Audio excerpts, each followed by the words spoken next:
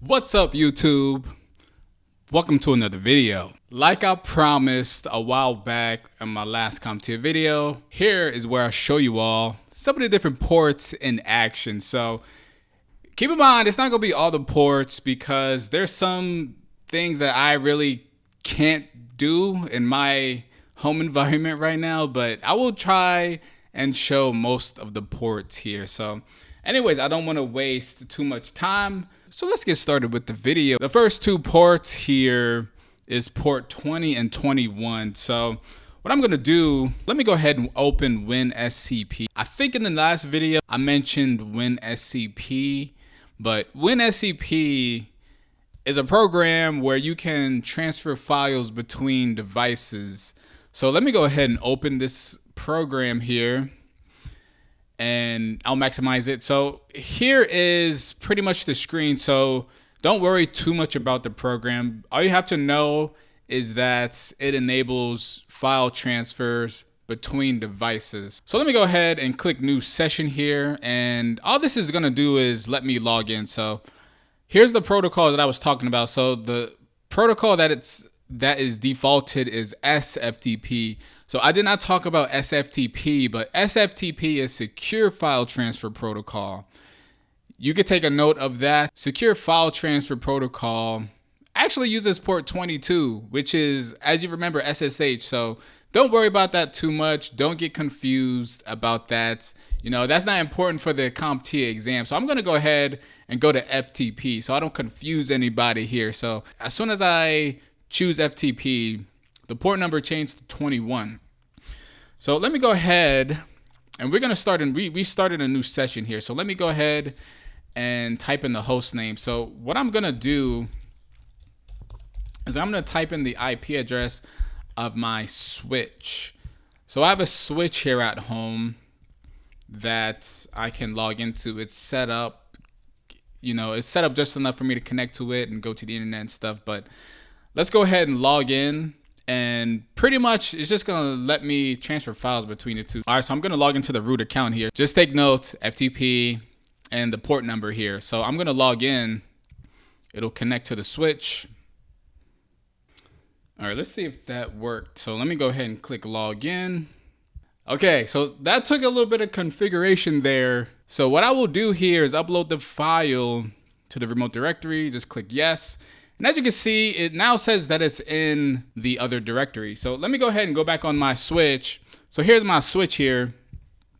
As you can see, I had to set some configuration to let me log in to FTP, but don't worry about that right now. But let me go ahead and exit. Let's go to the CLI here. Let's see if I can view the directory var home and Raymond.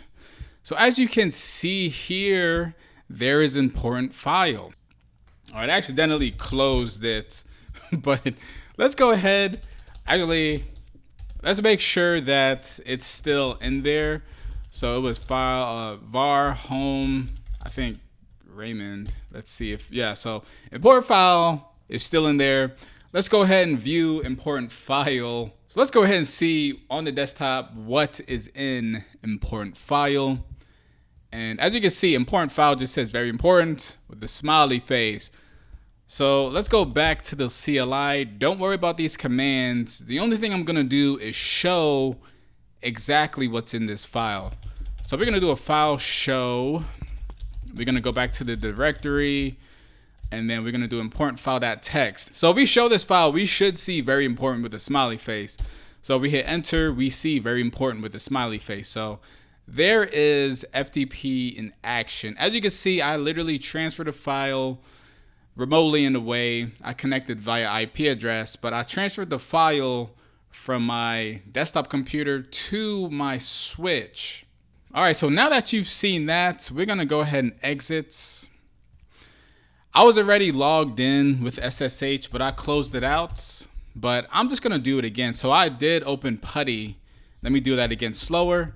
But PuTTY is just a file you download. So PuTTY is a tool that you can use. So I downloaded PuTTY, installed it, and it's gonna let me remotely connect to various devices. So what I'm gonna do is type in the IP address of my switch, And as you can see, SSH is selected and it's on port 22. We will do it for Telnet as well. So let's go ahead and log in. Actually, let's go ahead and log in as my account just to make things more fun. You know, we don't have to log in as root all the time. So that's pretty much it. There's SSH in action. And what I will do to kind of prove that this is here is I'm going to do a netstat -NA and I will find 22. Don't worry about the command. I just want to show that port 22 here is open.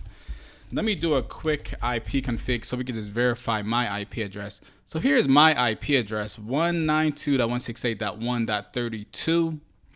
And if we go here, all netstat does is it shows all the ports that's established, that's listening, that's open. So these ports are pretty much active or listening in that case. So they're pretty much open. If we scroll down here, we could see port 22 on the switch. That's the switch's IP address. As you can see, 192.168.150 on the PuTTY window. And we can see my IP address. So this here is the port that is open on my side. So we will go over this again in a new lesson, most likely in Network Plus. But as you can see here, port 22 is established on this device. So there is port 22 in action. Let's go ahead and close this. And as I will show, I'll use PuTTY and do Telnet instead. So if we actually click other, as you can see, it's already selected on Telnet and the port automatically changed. If I go back to SSH, it'll be 22. Other/Telnet, which is selected, it's on port 23. If we could choose some other ports here, but we're not gonna worry about that. You know, that's not important, but we're just gonna show port 23, which is Telnet. It's gonna do exactly the same thing. So I'm gonna type in the IP address again, and then yeah, I don't know what happened here. Let's go ahead and close this and try that again. That was super weird. So let's go ahead and log in normally, 150. And then we're gonna use my account again. And then we're just gonna log in.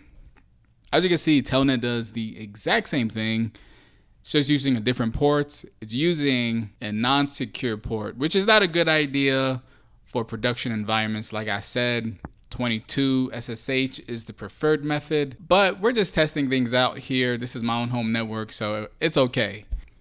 All right, so now we're gonna kind of show a few different ports. We're gonna show port 443. That's fairly simple.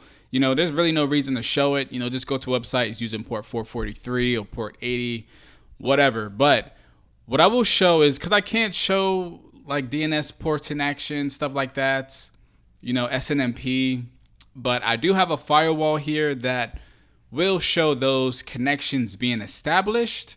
So we can see it that way. So let's go ahead and log into my firewall here. We're just gonna log in, and just by logging in, we can see HTTPS. We already know we're using port 443. If we actually go to netstat again and do 443, we can see here that here's my IP address, and then here is my firewall, port 443, and it's established. So we are connected. So let's go ahead and log into my firewall. Again, don't worry about anything else other than the ports, unless you are interested. I will be making future videos. You know, I need to finish my CompTIA videos, of course, but you know, this is for a future thing. We don't have to worry about this right now, but let's just go ahead and go to monitor. Don't worry about any of this. We're just monitoring the traffic. We can see everything that's happening. As you can see, we can see SNMP base as the application. Just know it's using SNMP and port is 161. So we could see that it is using these ports, and you know, it's going to 443. It's tracking that, and it's also tracking DNS. So what is 192.168.1.254? You know, what is this IP address? Let's go ahead and find out. 192.168.1.254. What is this? So if we go here, we can clearly see it's my Spectrum router. If you have a home router, it is most likely at the same time a switch, a router, and a DHCP and a DNS server all at the same time. So that is why DNS is being established, because it is my computer was using that as DNS server. All right, the last port I wanted to show is actually just remote desktop protocol, remote desktop connection, RDP. So here's remote desktop connection. All we're gonna do is click connect, click yes, and I'm connected. As you can see, this is my other desktop that I have at home. It's turned on, it's allowing RDP. And if I go here to my command line and I do 3389, we could see that it is established with this IP address. If we go here and open up command line, we do an IP config. Let's just go ahead and do an IP config. We can see the IP address is 192.168.1.6. Anyways, that is pretty much it with the ports. Again, thank you all for watching. Like always, feel free to leave any feedback, any comments. Let me know if you have any questions. See you in the next video. Peace.